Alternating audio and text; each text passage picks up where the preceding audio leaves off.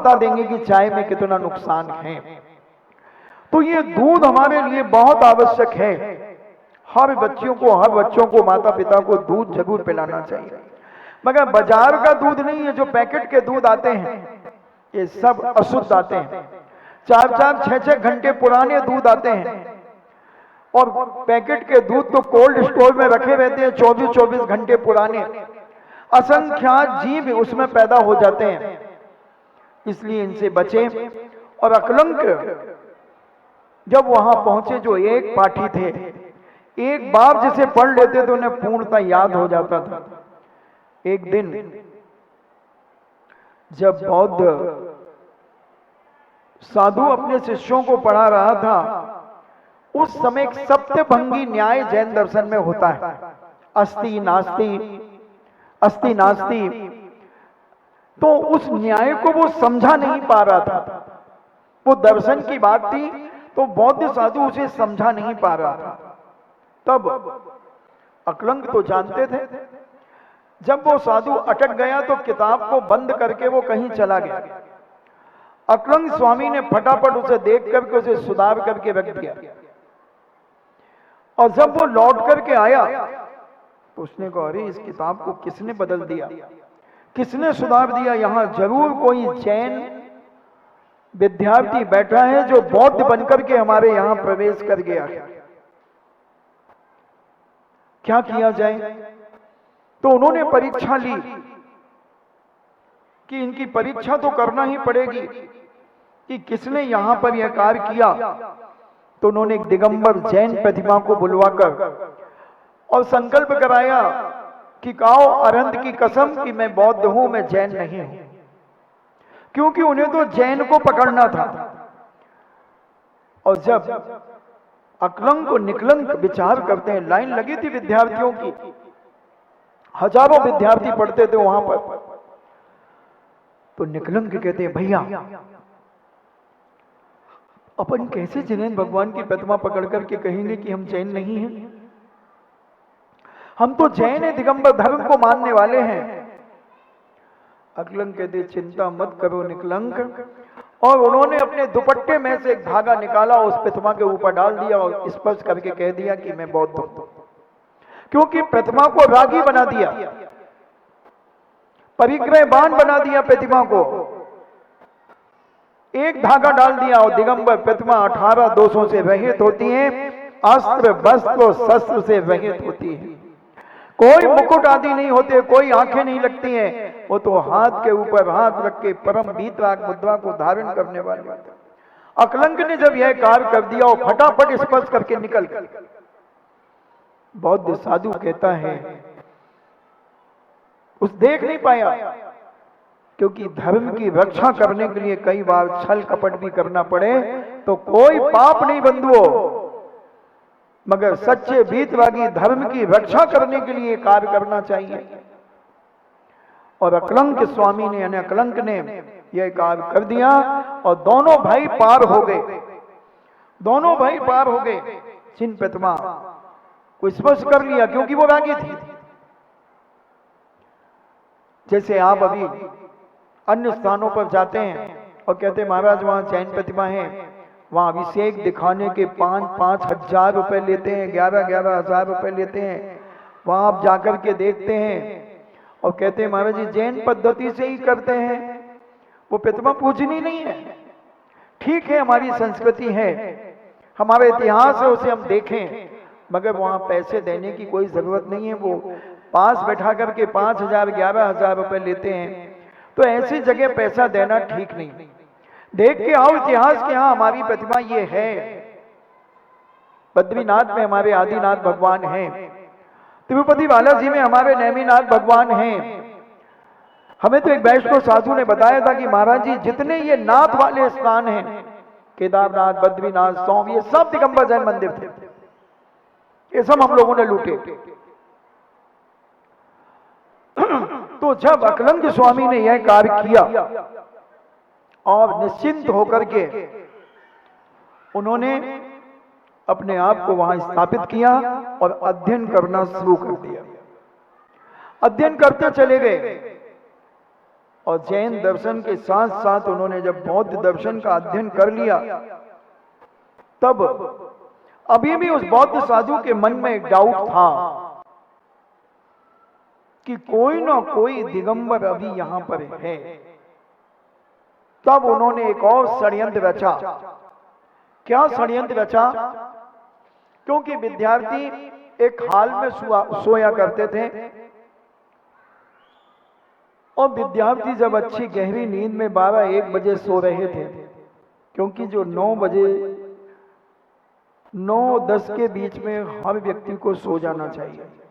जो सज्जन होगा वो 9-10 के बीच में सो जाएगा, जो दुर्जन होगा वो 10 के बाद जगेगा। कारण क्या नुकसान है 10 के बाद जगने में? पढ़ने वाले विद्यार्थी हों चाहे गृहस्थ जीवन जीने वाले लोग हों, इनको 10 के पहले पहले सो जाना चाहिए, क्योंकि 10 बजे के बाद सारी दुनिया में पाप होना शुरू चालू होते हैं। जितने भी होटल हैं पाप करने वाले, शराबी, जुआड़ी, कैमरा डांस देखने वाले, दुनिया के पाप करने वाले, सब 10 बजे के बाद पाप करते हैं। जितने भी पाप, आतंकी, अत्याचारी, चोर, डाकू, लुटेरे, सब रात को 10 बजे के बाद यत्र तत्र विचरण करते हैं। निशाचर, रात में खाने वाले, हिंसक प्राणी रात में शिकार खेलने के लिए यत्र तत्र विचरण करते हैं। उससे सारी बरगड़ाएं दूषित होती चली जाती हैं। न उस समय पढ़ने में मन लगता है और कोई मांगलिक कार्य में भी मन नहीं लगता। इसलिए नीतिकारों ने कहा, सज्जनों ने कहा, संत महंत भगवंतों ने कहा कि 10 बजे के पहले पहले बिस्तर में जाकर के हमें सो जाना चाहिए। और जो 10 बजे सोता है वो 5 बजे बहुत आराम से उठ सकता है। और जो रात को हम काम करते हैं वो 2 घंटे हम सुबह काम कर सकते हैं। और सुबह काम हम जब करते हैं तो हमारा दिन भर खाली खाली जाता है, बहुत समय हमें मिलता है। और देखिए क्षेत्र का कितना प्रभाव पड़ता है। रात्रि में वातावरण इतना दूषित हो जाता है, इतना दूषित हो जाता है, उनकी वर्गणाएं, उनकी रेव जितनी चारों तरफ फैल जाती हैं, आदमी को लगता है कि सन्नाटा है, हम पढ़ तो रहे हैं अच्छे से, मगर उसके मन में कितने गंदे विचार आते हैं। अकेले में वो क्या क्या करता है। और आज के जमाने के बच्चे तो और रात्रि में दरवाजा बंद करके एसी और कूलर चालू करके मोबाइल में कितना गंदा गंदा देखते हैं पढ़ने के नाम पर। तो ये सारी बरगड़ाएं वातावरण को दूषित करती हैं। इसका एक उदाहरण देता हूं मैं। एक आपने श्रवण कुमार का नाम सुना होगा।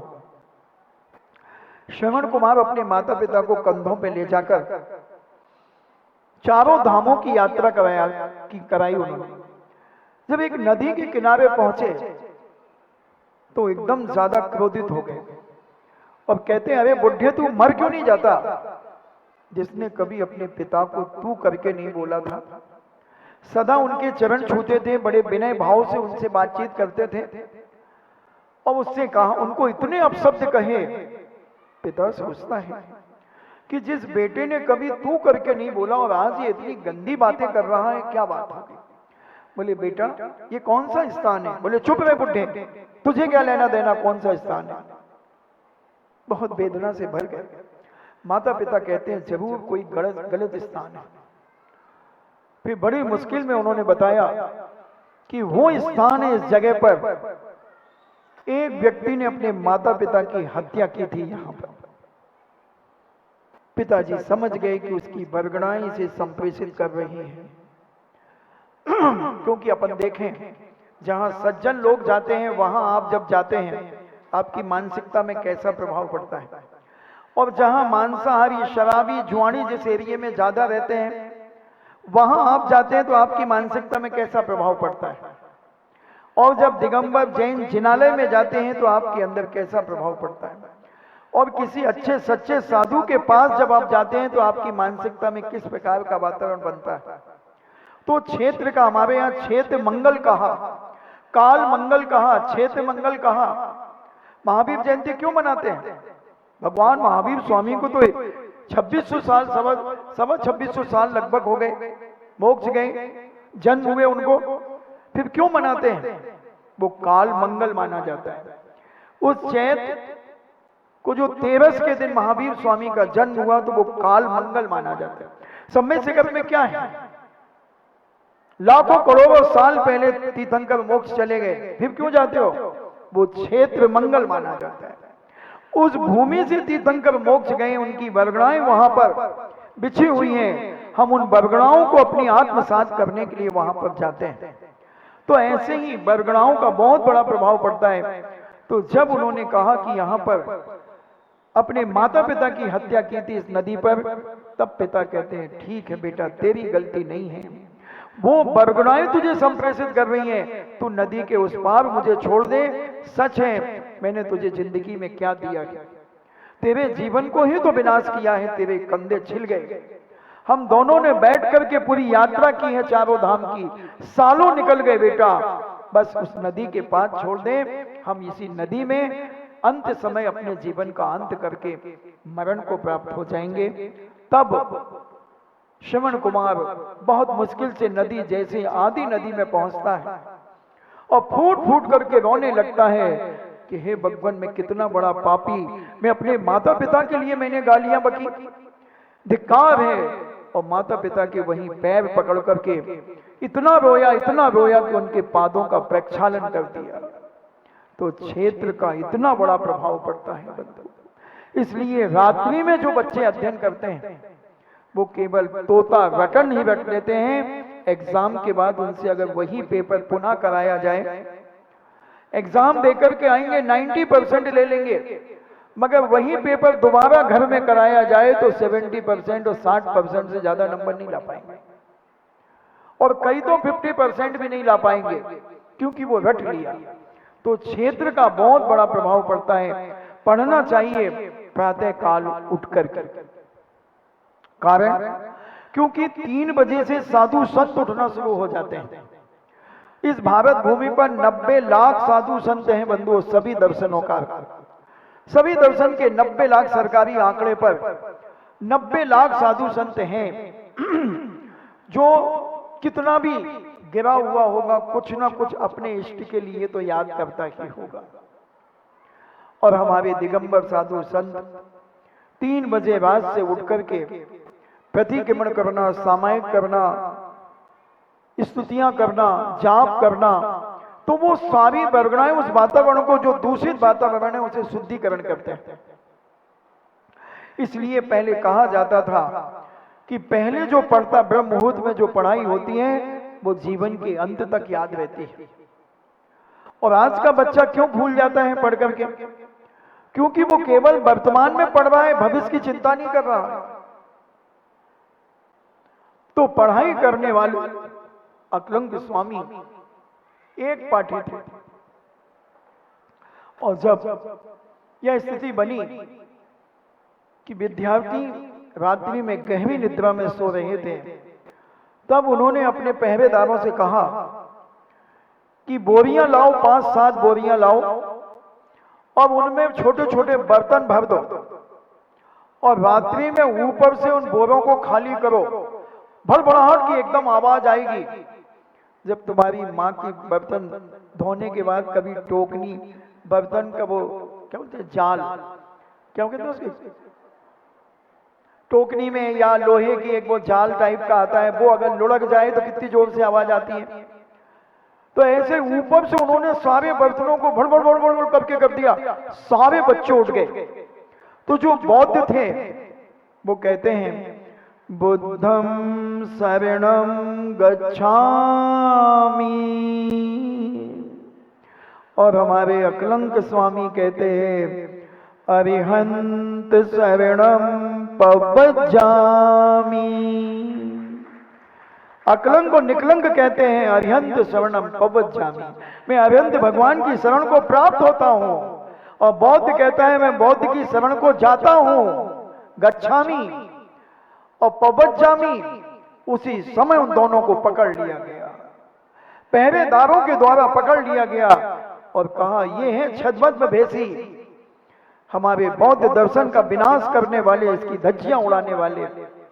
अब उस बौद्ध गुरु के पास, बौद्ध धर्माचार्य के पास जब अकलंक को निकलंक को ले गए, अकलंक थोड़े से डरते थे, भैया और निकलंक तो सिंह के समान, जैसे हमारे पूज्य निर्व्यापक श्रवण मुनि श्री सुधा सागर जी दहाड़ते हैं, ऐसे निकलंक अकलंक दहाड़ते थे, चुनौती देते थे बंधुओं, जैसे समनभद्र स्वामी चुनौती देते थे। पढ़ना चाहिए इनके साहित्यों को, इनके वीरत्व को देखना चाहिए। और वह अकलंक कहते चिंता मत करो, बौद्ध के पास ले गए, बौद्ध गुरु के पास। अब उन्होंने कहा दोनों को मौत के घाट उतार दो, उनकी गर्दन काट दो। देखना बंधुओं, तुम्हें धर्म की रक्षा करने के लिए आज गर्दन कटवाने की जरूरत नहीं है, मात्र तुम्हें पढ़ने की जरूरत है। अगर तुम पढ़ लोगे तो जैन दर्शन की ध्वजा को तुम फहरा दोगे। अकलंक और निकलंक के सामने बहुत बड़ी एक समस्या आ गई, क्योंकि उन्होंने घोषणा कर दी और कहा अभी इनको जेल में डाल दो, कल ब्रह्म मुहूर्त में प्रातः काल सूर्य उदय के थोड़े से पहले इन दोनों को कत्लेआम कर दिया जाएगा। अकलंक बहुत निर्भीक थे, निकलंक थोड़े से भयभीत थे। अब उन्हें जेल में डाल दिया गया। दोनों भाइयों ने प्लानिंग की जेल से कैसे भागना है, और दोनों रात्रि में जैसे उन्हें जेल में डाला और कुछ क्षणों के बाद जब पहरेदार चौकीदार वहां से निकल गए, सो गए और जेल के सींचों में से निकल गए। हमने देखा 6 इंची का जेल का सींचा अलवर के अंदर जब हम गए जेल में। महाराज जी कौन से अपराध में गए थे? अरे भाई अपराध में नहीं गए थे संस्कृति, हम तो प्रवचन करने गए थे। पेपर में हेडिंग छपी जैन मुनि जेल में, जैन मुनि जेल में। और वहां के जेलर ने कहा एक को बहुत मारा था उन्होंने, बहुत जबरदस्त मारा था। महाराज ने कितनी निर्दयता से क्यों मारते हो? अरे बोले महाराज जी ये जेल से भागा है। महाराज ने कहा तुम्हारी तो सारी व्यवस्था है। बोले आप देखिए तो आप आश्चर्य करेंगे कि 6 इंच की 3-3, 2-2 इंच के गैप होते हैं, सरियां लगी होती हैं। इसने बीच की एक सरिया कब निकाल ली हम लोगों को पता नहीं चला, और 4-5 इंच के गैप में से ये आदमी निकल गया। कितना हट्टा कट्टा आदमी, हरियाणा का आदमी था, इतना मारा था कि वो घिसट घिसट के चल रहा था। पकड़ा गया था और उससे महाराज को इधर से कैसे निकल जाएंगे? तो एक जेलों में नंबरदार होते हैं, नंबरदार वो कहलाते हैं जो विश्वास पात्र जेली हो जाते हैं, जिनको काफी समय से सजा मिली रहती है, वो विश्वास पात्र हो जाते हैं, उन्हें नंबरदार कहा जाता है। अब उस एसपी ने बुलाया, उसे बोले निकल के बता। अब उतनी सी जगह में हम लोग देख रहे हैं, उसने पहले सींचे को पकड़ा, पैर बाहर निकाले और पेट को इतना पुचका लिया, इतना पुचका लिया और फट से कूद दिया। बोले महाराज जी ऐसा ही ये दुष्ट कूदा, इसलिए इसको मारा गया। तो हमारे अकलंक स्वामी भी ऐसे निकले होंगे, मगर वो दुष्ट नहीं थे, वो श्रेष्ठ थे।